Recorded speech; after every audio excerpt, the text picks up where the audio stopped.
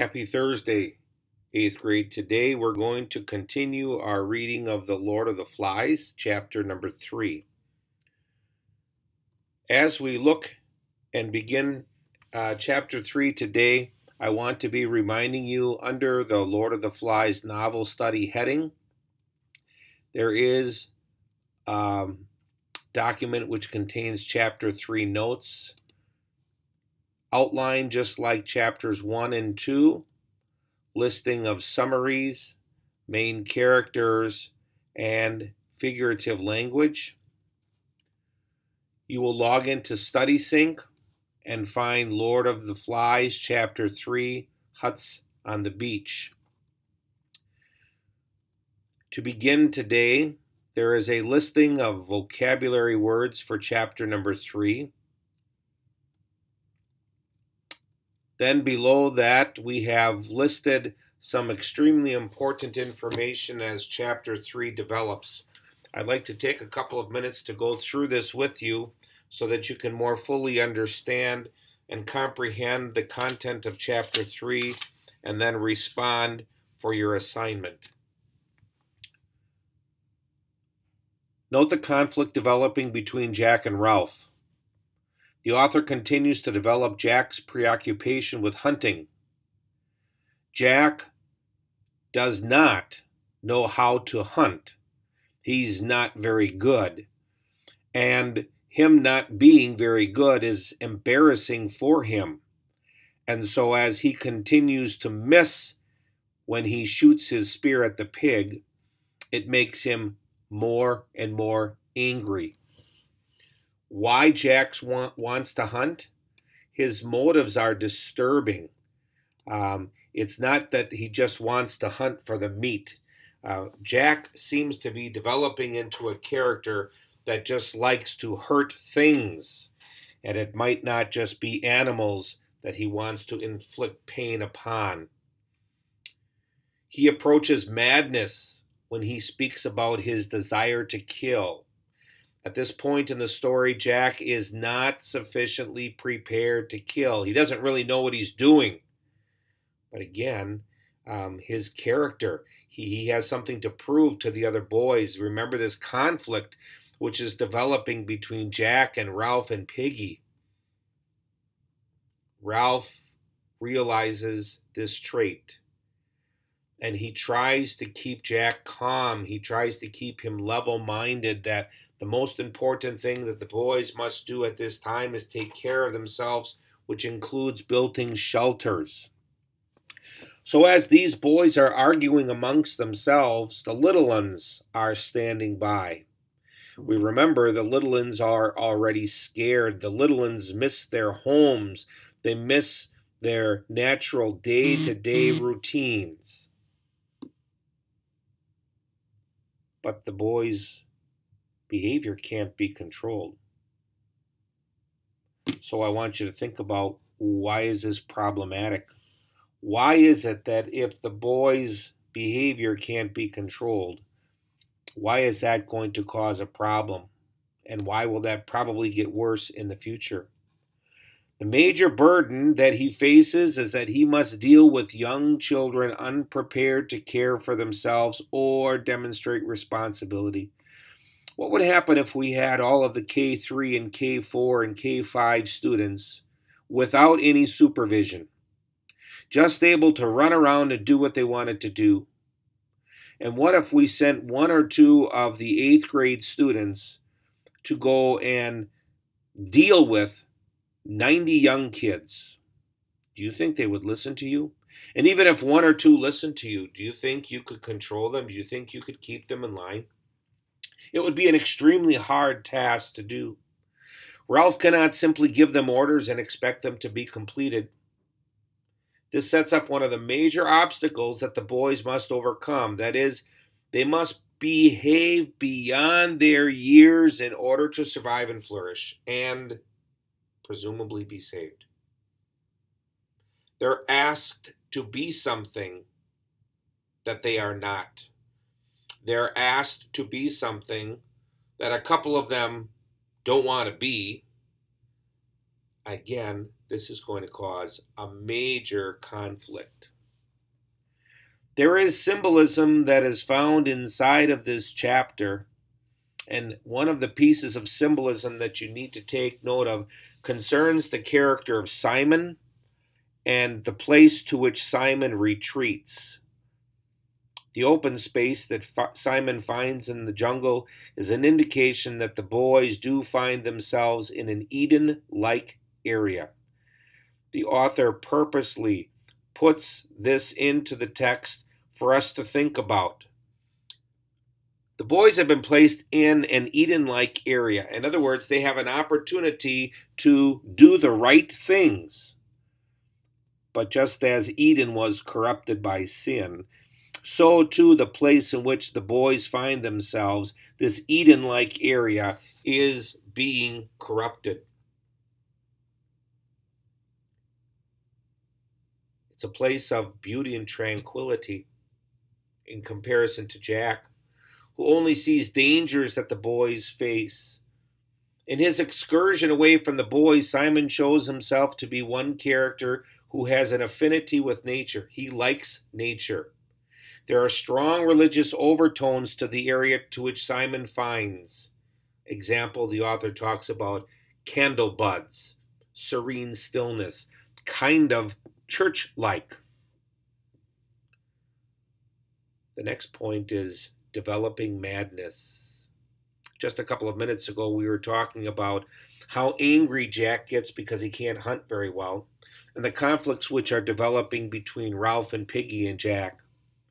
Now, as time goes on, the author talks about being weeks later. Jack tracks a pig, hurls his spear at it, and as usual, he misses. I highlighted the words frustrated and angry.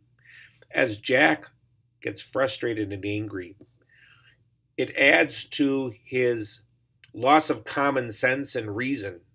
And I use the word madness. Madness isn't angry. Madness refers to losing your mind. At this point, Jack more and more and more becomes obsessed with killing a pig. You're going to read about there is some shred of civilization that holds him back. In other words, his conscience is still working. So his conscience is saying, maybe I should do something differently. Compared to Ralph.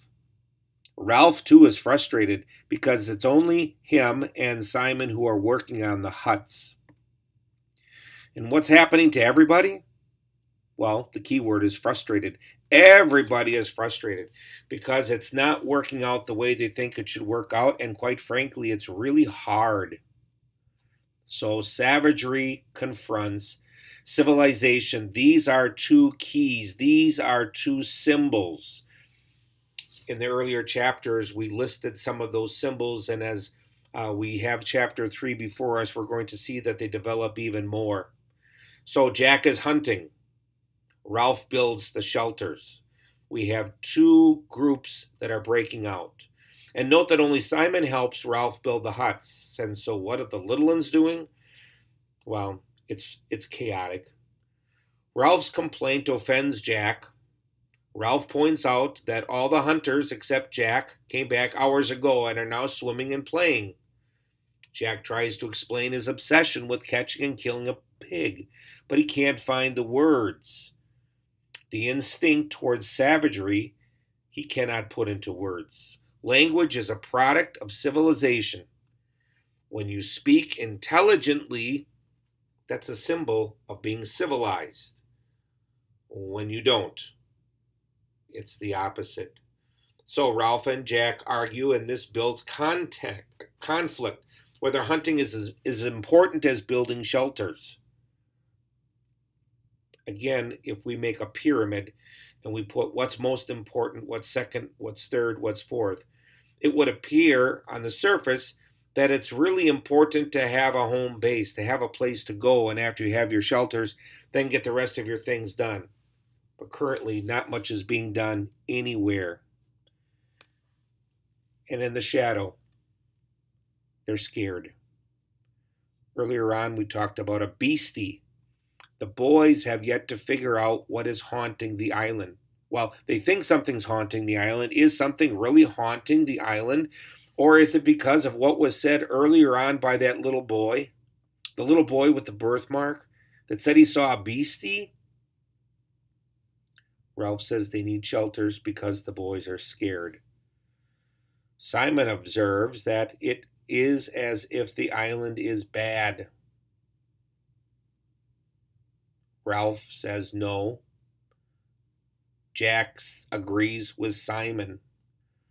However, as this chapter is completed, you're going to notice that there are probably 3 or maybe 4 groups. You've got the little ones who just are off all by themselves. You've got Simon, who is turning into his own little group of 1. You've got Ralph and Piggy, and then you've got Jack. Ralph puts the focus of conversation back on getting rescued. It is Ralph and it is Piggy who would agree that they need shelters. They need to get a fire that is going to be all the time burning, which is going to produce smoke, so that if somebody would be in a ship or a plane that would fly over, they would see them and they would be rescued.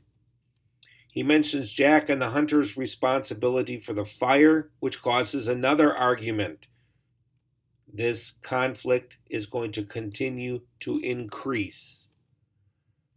Jack claims he's working hard. He's hunting. Ralph shouts that while Jack likes hunting, he's stuck building shelters for the good of everyone, not for pleasure. Ralph would disagree that Jack's hunting is work. Ralph views himself as the only one who really is working. To the highlighted words, civilization suppresses the desire to have fun by making people feel shame for not acting responsibly. They're young boys. There's no adults. Is there going to come a time when having fun is really going to wear off? Is there going to be a time when they need to act more responsible before things get really, really bad? Symbolism, the beast. What is a beast? What is the beast in their society?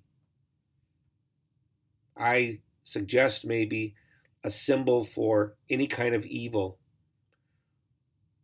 What do we have in our society today that would cause us, which would lead us astray, which would prevent us from doing the things that we need to do? Think about the beast and the beastie in chapter number 3. And finally, in chapter number 3, Simon is going to go to his little church-like place. Simon is going to be a character which is going to develop to be, as I said before, a group of 1. Simon is perfectly comfortable and unafraid in the jungle.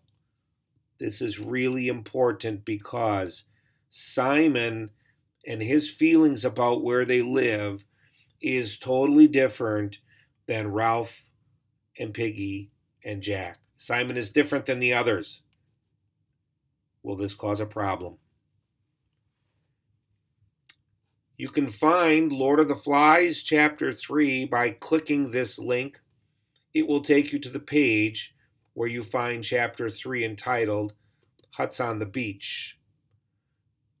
There are 3 things that I would like for you to respond to, and please label your responses in the box A, B, and C. Think of examples from your own experience or from books, films, songs, TV programs, where 2 people basically like each other but have totally opposite ideas about what is important in their lives. Describe and explain in 2 sentences your experiences from an example that you can think of where 2 people basically get along but They don't agree on what's important. In other words, they could play a game of basketball, but they wouldn't agree on, let's say, it's really important to study hard and do your work, or it's really important to go to church. Letter B, character analysis.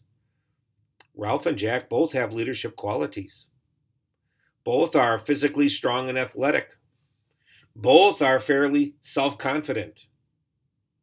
They're active, and they seem to be intelligent. In at least 2 sentences, describe how the author talks about the leadership qualities of the boys. In chapter number 3, how does the author show this to be true? Again, in at least 2 sentences, you can certainly write more. Letter C, theme. Up above, I talked about theme. We talked about symbolism. Ralph works for the common good. In other words, Ralph wants to build huts. He wants them to be safe and secure. He also wants them to be rescued. And he tries to establish a society based on civilized. Ralph wants to replicate the society that they knew back home. He wants them to function on the island as they did in their homes. Jack pretends to work for the common good. He says hunting is work. But we see a madness which is developing inside of Jack, where maybe Jack is just doing this for himself. We would say for a different motive, maybe not for the good of the people. It is important to the theme structure, the thematic structure of the novel, that they remain opposed. In other words, Jack is opposed to Ralph. Jack is opposed to Piggy. So, in this novel, as it becomes apparent in chapter number 3, how is this an example of suspense? Remember Hitchcock? Hitchcock says, let him play God. In some respects, the author here is saying, okay, here's this conflict, okay? You know there is a bad relationship which has developed between these characters. So how do you think this is an example of suspense? Again, respond using complete sentence format. 8th grade. Your assignment for today, Thursday, and tomorrow, Friday, is to read and listen to the audio support for Lord of the Flies, chapter number 3.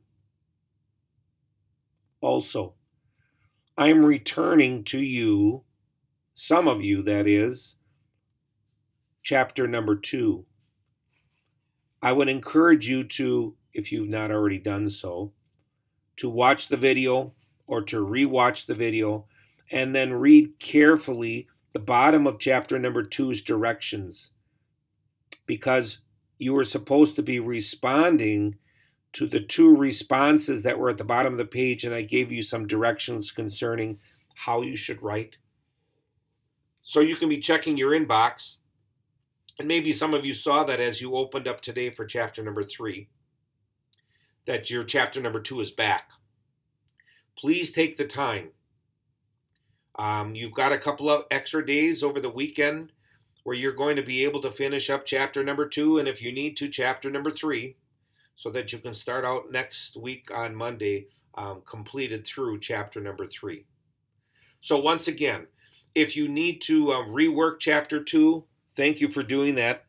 If you need some extra time, get a hold of me. Our assignment for today, Thursday, and tomorrow, Friday, is Lord of the Flies, chapter number 3. Thanks, and have a great day.